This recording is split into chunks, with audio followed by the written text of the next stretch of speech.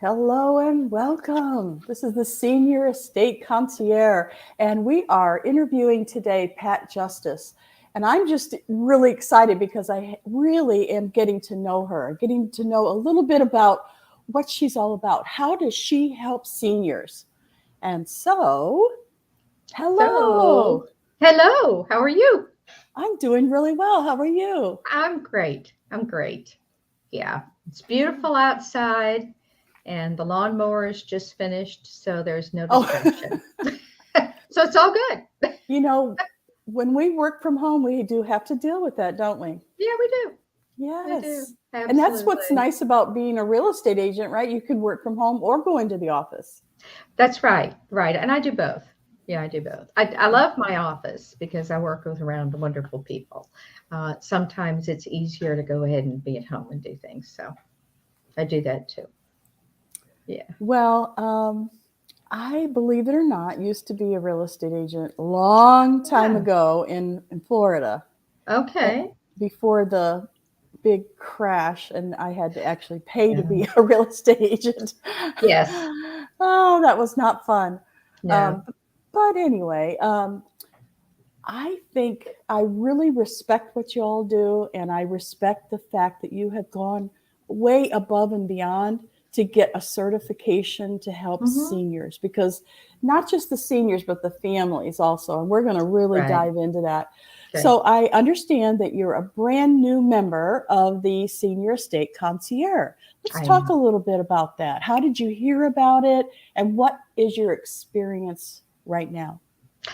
I heard about it from an individual who's with Oasis for Seniors. And we were talking, we were networking at Tomball Chamber. And he told me about the group and asked if I might be interested in visiting, maybe joining. And I said, sure. And the people that I've met are just great. Um, I love the fact that there is a group of people who provide a resource for seniors. They've been vetted, they're professional. We know that they are a good referral base. And for me, I handle the real estate portion, but I know from personal experience that there is so much more to working with and being a senior than the house or where you live. And there are people out there with the qualifications, the expertise that I don't have.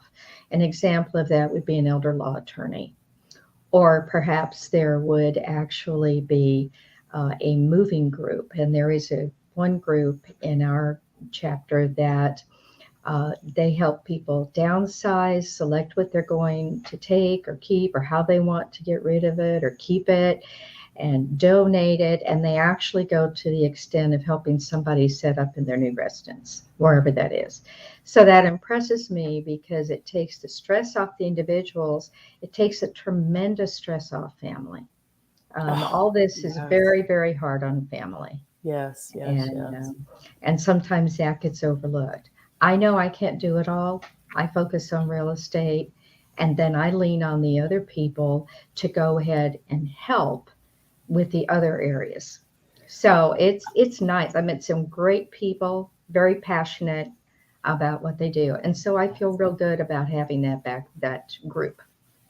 I appreciate you saying that. I have down underneath the ticker here the actual founder of this group, and Mm-hmm. he's also a senior real estate agent. And I Mm-hmm. know that you have a special certification that you all Yes. go through in order to Yes. know the challenges. And I'll call them Mhm. that because let's face it, as we get older, we have a few more challenges than we did when we were younger. Right. And his name is Bill Graff. And Bill Graff Right. did the same thing that you were finding out, is that Mm-hmm. these families need more than just a real estate agent. They need Mm-hmm. so much support. They do. Sometimes they have to downsize, which is hard and painful. Mm-hmm. Sometimes they have to have an elder care attorney, just like you said. There's so Mm-hmm. many different things. And for you to pick up on that and to realize that you would like to help them with more than just buying and selling a house, Mm-hmm. I give you a lot of kudos for that. Thank you. Thank And you. you're right. The people that are in this group, have so much heart for seniors. I have seen it.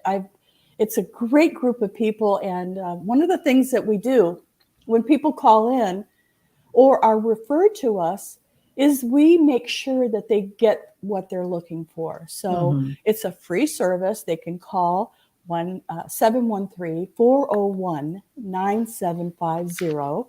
And they can get a hold of me or someone else in the company, Bill, and they can talk about what they need, and we'll find that for them in our membership. And our members are all background checked. So we can be safe and assured that the people that we're sending into the seniors' homes are really the people that they're supposed to be. That's right. People are targeting seniors, and we don't want that. Ugh.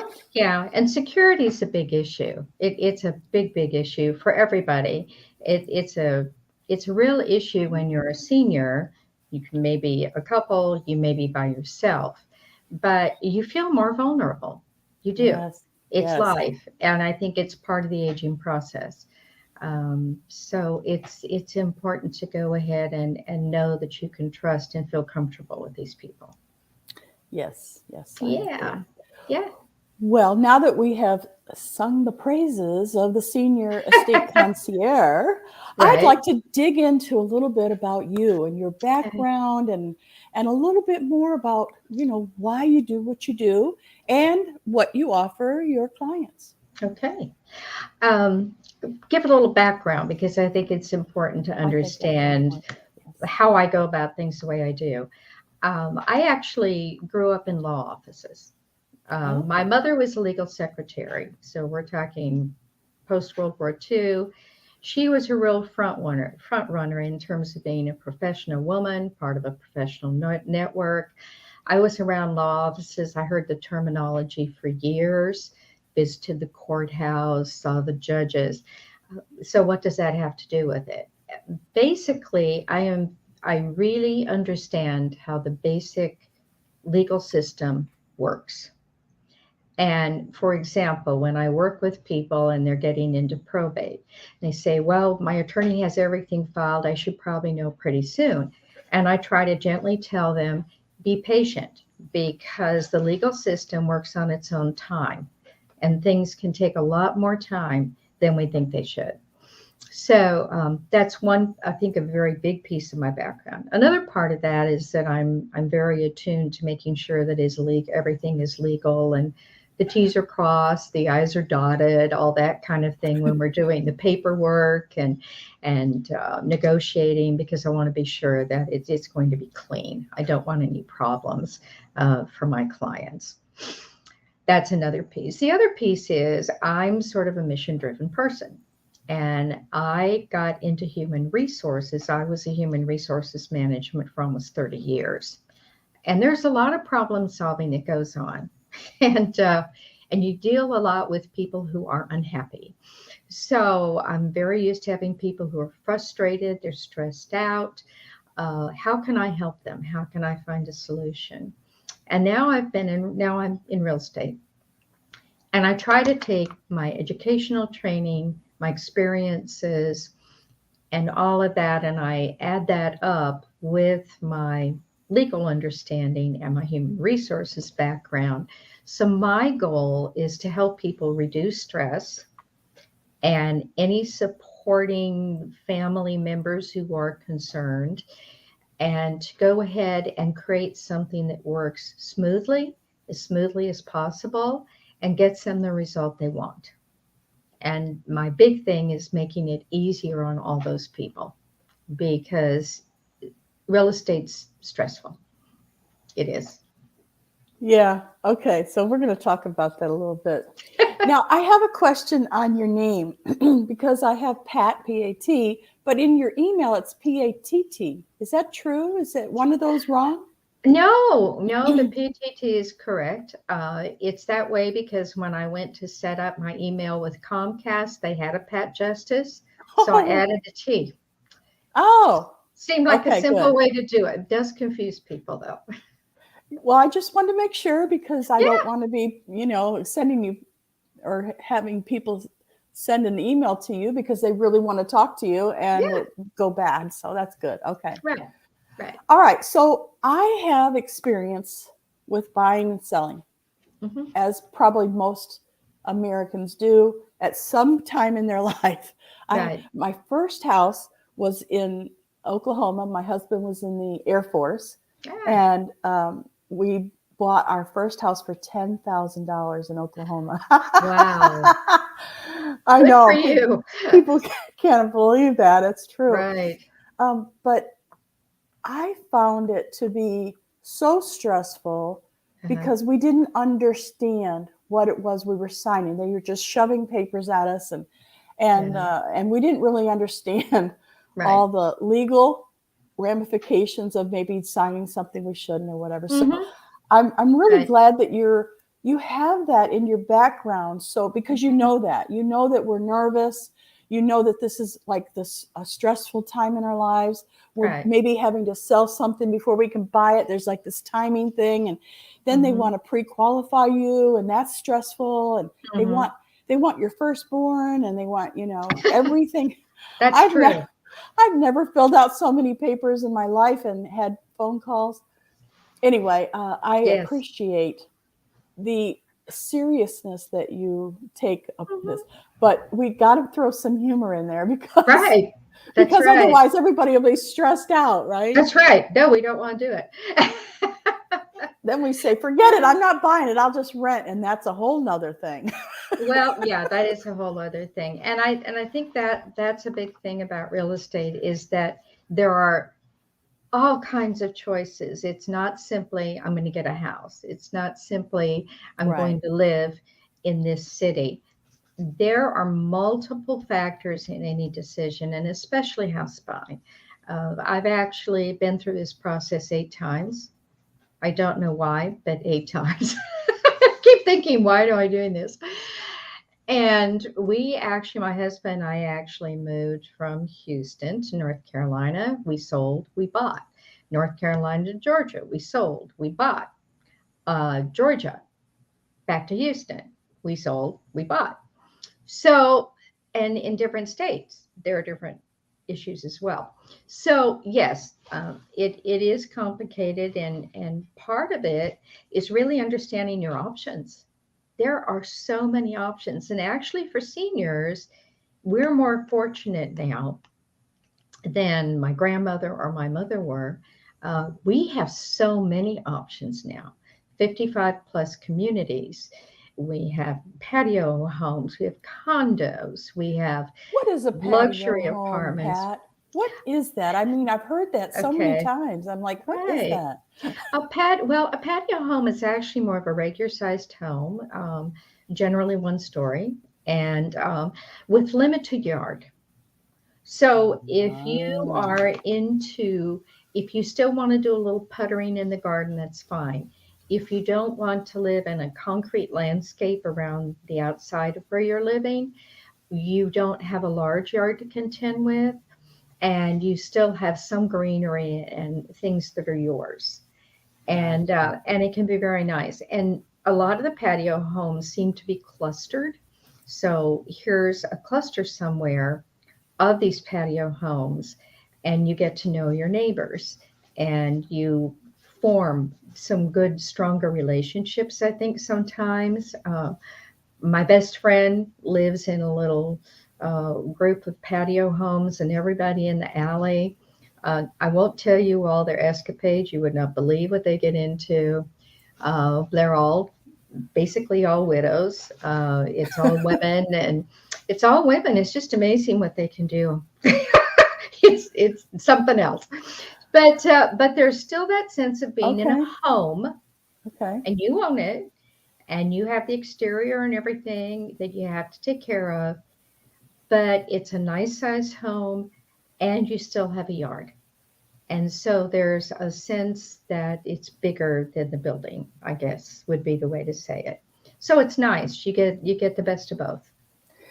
Now, if you don't want to buy, you want to maybe move into an assisted living or something, you can still help them sell the house that they're in, correct? And get them hooked up with somebody that can help them find the right assisted living. Absolutely. And I know a couple of groups of people who do that. And that's exactly what they do. And especially something where they go in independent, then they need assisted, and it progresses in terms of how much assistance and help they need. So yes, I have those contacts, and I was so excited, frankly, to find the concierge group, because I've networked on my own, but this group has even more people, and I feel very good about them. So the whole thing is, my thing is to understand what they really need to achieve individually. What are they after? Are they after a lifestyle, a particular size, a particular location, a particular style, whatever? My job is to help them get the physical location they want, or to sell theirs, to help them do that, and then put them in touch with somebody who can help with something that's more like assisted living. My job is not to try and take on the rest of it, but I focus on the real estate piece.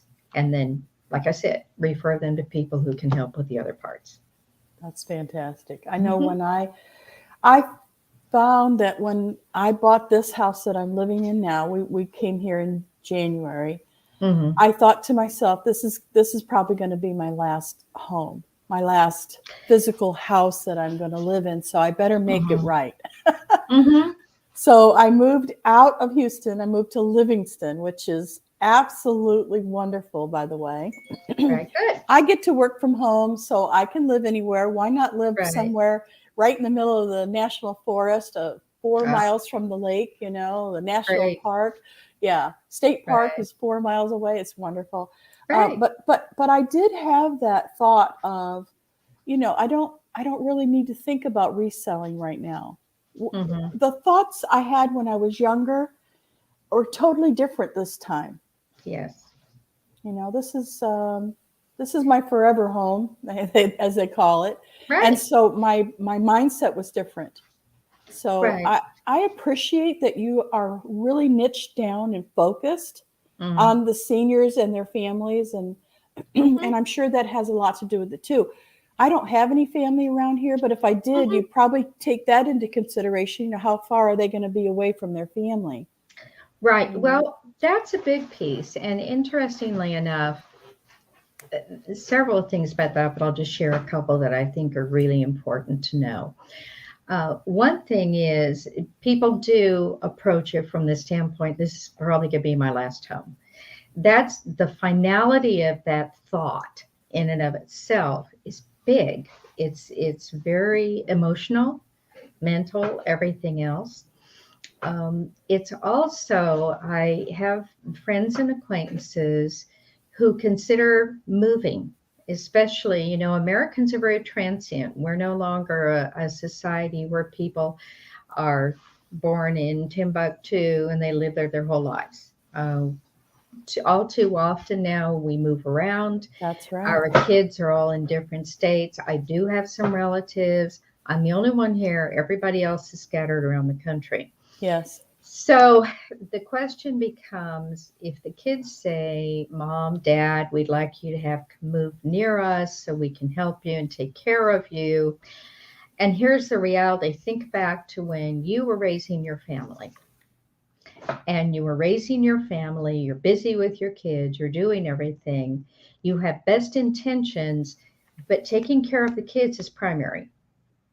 And so sometimes it does not work out for all the reasons, well-intended reasons. It doesn't work out.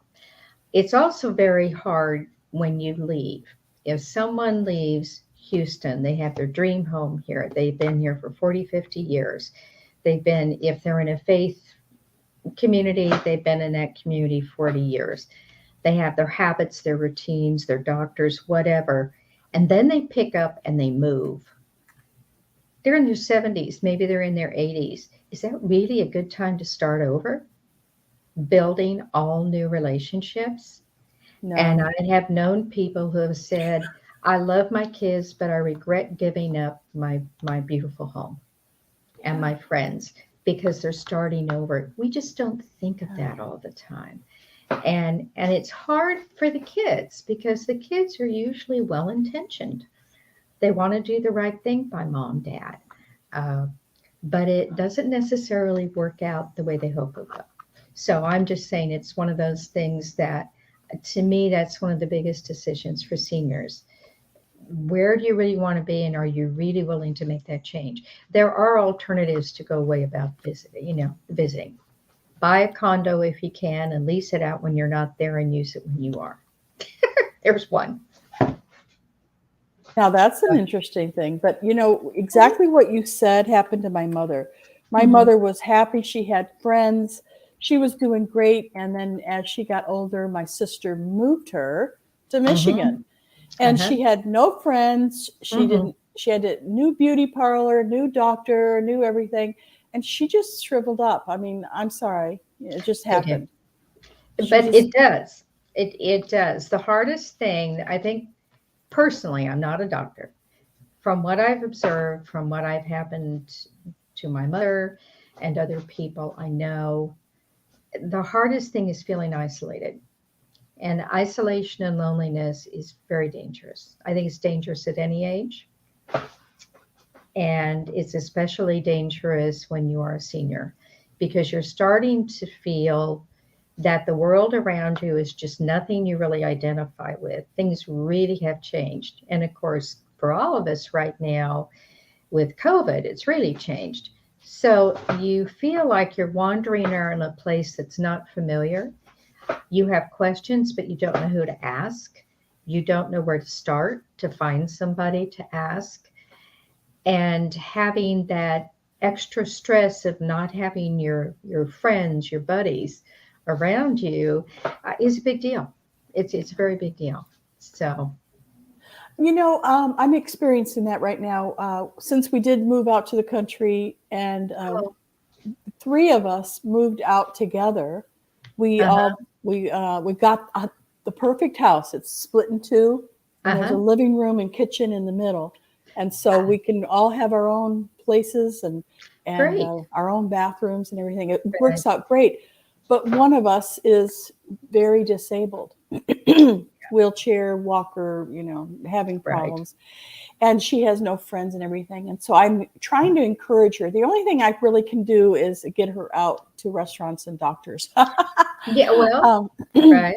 But that's one of the reasons why I think people should look at patio homes and should look at assisted livings, because there's people there, there's friends, I mean, I love it, but then again, I can get around just fine. So I'm just telling you right now, I just love the fact that you have this thing in your heart that pulls you to help the seniors, because all the things that might go wrong or that could make it better. And I appreciate that. I really do. I appreciate you going the extra effort to get a certification. Can you tell us a little bit about that? What is that all about? And how does that happen?